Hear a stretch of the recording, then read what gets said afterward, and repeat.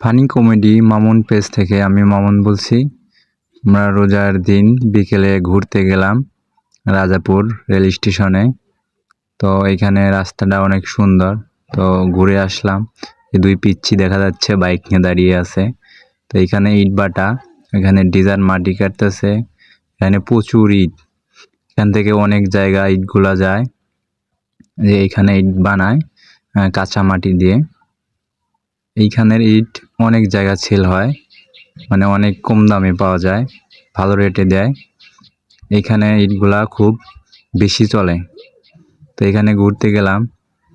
এখন আমরা যে রাজাপুর থেকে ভবানীর রাস্তায় ঢুকলাম। রাস্তাটা অনেক সুন্দর, নতুন পাকা হয়েছে। আশেপাশের দৃশ্যগুলো অনেক সুন্দর দেখা যাচ্ছে। তো এইখান দিয়ে দেখি কোথায় যাওয়া যায়।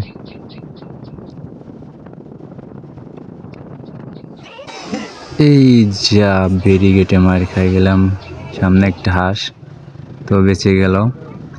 দেখি এখান দিয়ে কোথায় যাওয়া যায়। মনে হয় বউবাজার পাওয়া যায় এখান দিয়ে। তো আমরা বউবাজার গিয়ে উঠবো, দেখি ওখানে কি পাওয়া যায় খাওয়ার জন্য। আশপাশের দৃশ্যগুলো কিন্তু অনেক সুন্দর দেখা যাচ্ছে। এই যে কিছু আন্টিরা আছে চারপাশে, সরিষা ক্ষেতগুলো অনেক সুন্দর। তো আমরা সামনে যাই, দেখি আর কিছু দেখা যায় কিনা। এই দুই পিচ্ছি যাচ্ছে, এই যা বড় দুটো এয়ারলাইন্স দাঁড়িয়ে আছে, আর একটা এয়ারলাইন্স বাড়িয়ে গেল। তো আমরা আবার চলে আসলাম বেরিয়ে। তো দেখি সামনে আর কত দূর যাওয়া যায়। তো এই যে নতুন রাস্তা পাকা হচ্ছে, তো আমরা রাস্তায় উঠে পড়লাম। এই যে সামনে দেখা যাচ্ছে বউবাজার। তোমরা বউবাজার এসে পড়লাম, এসে দাঁড়াইলাম। এখন আমরা একটু ঘুরবো। এই যে দুই বিগ ফ্রেন্ড, হ্যাঁ খুব সুন্দর, হ্যাঁ অনেক সুন্দর দেখা যাচ্ছে। আমরা আবারও ব্যাক করলাম গাড়িতে। এখন আমরা বাড়ির উদ্দেশ্যে রওনা দিয়েছি। যেহেতু রোজা আছি, তো আমরা বাড়ি গিয়ে ইফতার করব। তার জন্য আমরা একটু দ্রুত বাড়িতে যাচ্ছি। তার জন্য আমরা কামারপাড়া দিয়ে ঢুকলাম, যাতে শর্টকাট বাড়ি যেতে পারি।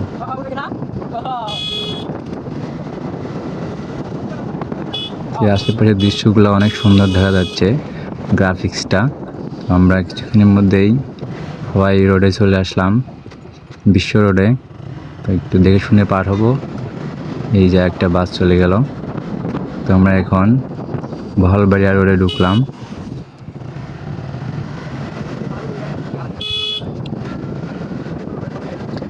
গাড়ির স্পিড 45-50 আপ যাচ্ছে, কারণ আমরা বাড়িতে গিয়ে ইফতার করব।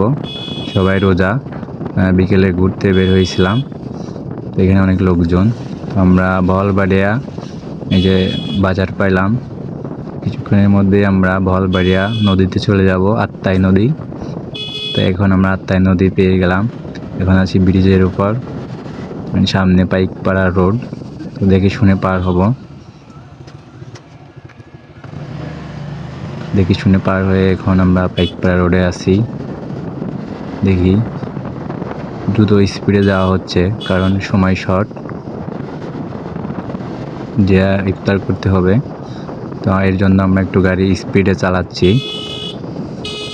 সতর্ক হয়েই চালাবো ইনশাল্লাহ, যাতে কোনো দুর্ঘটনায় না পড়ি।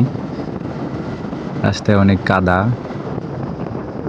তো আমরা এই যে চায়না মার্কেট পাওয়া গেলাম, চায়না বাজার।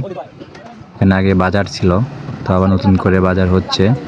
তো আমরা এখন পাইকপাড়া রোড থেকে আমরা এখন দাদালপুরের উদ্দেশ্য রোডে রওনা দিলাম।